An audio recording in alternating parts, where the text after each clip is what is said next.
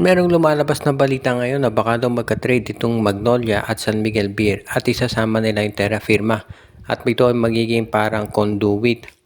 Ang mangyayari daw baka sa mapunta sa San Miguel Beer, itong rights kay William Navarro na huling naglaro dito sa PBA sa Magnolia bago nagdesisyon na mag-abroad. Interesado daw ang San Miguel na makuha to si Navarro lalo na at mayroong mga balita na interesado raw to na bumalik ulit dito sa Pilipinas. So ang tanong, kung makuha ba ng San Miguel yung rights ni Navarro, paano yung magiging trade? Well, yung rights ni Navarro mapupunta sa San Miguel. Tapos malamang itong Magnolia makuha itong si Paulo Hernandez mula dito sa Terra Firma Jeep para may bago silang point guard. At ito na mag-Terra Firma may makukuhang player mula sa San Miguel, baka si Kahilig. Ito raw ay binabalak ng San Miguel na nakikita nila na to si William Navarro makakatulong lalo na at yung laro nito ay pwedeng power forward, pwedeng small forward. At sa height nito na 6'6", aba maraming posibilidad dyan. Kaya nga itong si Navarro daw ay pinag-iinteresahan ng San Miguel na makuha yung rights niya. Kung sa bagay, ang Magnolia naman ay parang napalitan na si Navarro dahil nasa kanila si Javi Gomez de Leaño. So hindi na nila kakailanganin ang nasabing player. Sa panig ng San Miguel Beer, malaking bagay kung makukuha nila itong si William Navarro dahil makakatulong ito dito sa pagdagdag ng mga bagong players sa roster nila. At kung malaking upgrade ito kumpara kay Kahili, kaya yan siguro dahilan. At siya ay gustong makuha nitong San Miguel Beermen. Kaya nga tignan natin kung matutuloy ang nasabing transaksyon dahil mukhang kinakailangan talaga nitong San Miguel na mabago itong sitwasyon nila. Kung sakasakali nga, maganda yan para dito sa SMB. Kaya good move talaga ito para dito sa San Miguel. Kung sakasakali, kaya wag na tayo magulat kung ito nga ay ituloy na ng San Miguel Beer at talagang gaganda yung kanilang mga remaining games. Tala naman itong Phoenix Fuel Masters kaya ay magpapalit ng import.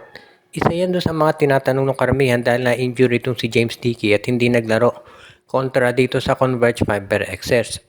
Pero ang isang medyo kino-question dito ng mga fans, no, yung sinabi ni Coach Charles Chu na sa tingin niya kakayanin naman daw talaga ni Dickey na maglaro kung gugustuhin ito. So very unusual yan para sa isang coach na sabihin, no, sa isang player niya. So ano kayang ibig nito sabihin? Baka to si DK mapalitan na.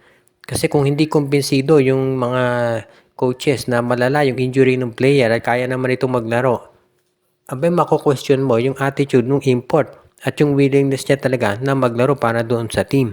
Kaya dahil dito maraming mga spekulasyon na lumalabas na baka nga itong si DK ay palitan na nitong Phoenix Fuel Masters.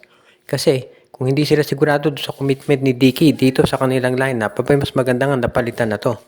Pero ang magiging tanong naman dito ay kung dapat pa bang palitan kasi nga medyo mahigpit na yung schedule ng Phoenix at kung magpapalit ka ng import ngayon wala namang guarantee na magiging mahusay yung kapalit niyan. So parang magiging malaking risk sa Phoenix ito. So yan ang pinag-iisipang mabuti ngayon ng management. Kung sakasakali napalitan na talaga nila itong kanilang import na si James Dickey, wag na tayong magulat. Pero sa tingin ko, gagawin ng Phoenix niyan, susubukan nila ulit si Dickey doon sa remaining games nila. Lalo na at TNT, Macau, San Miguel, yung mga susunod din ang kalaban. Must win talaga to para sa kanila. Kaya nga ngayon, yan talaga yung kinakailangan gawing mabuti nitong Phoenix Fuel Masters. At sa tingin ko naman ay magkakaroon ng adjustment itong Phoenix at kung ano yung sa tingin nila makabubuti doon sa team sa bandang huli yung nagagawin ni Coach Charles Chu at pati na rin ang management na mukhang determinado talaga na makapasok sila sa playoffs sa ngayon. Medyo bad timing lang yung injury.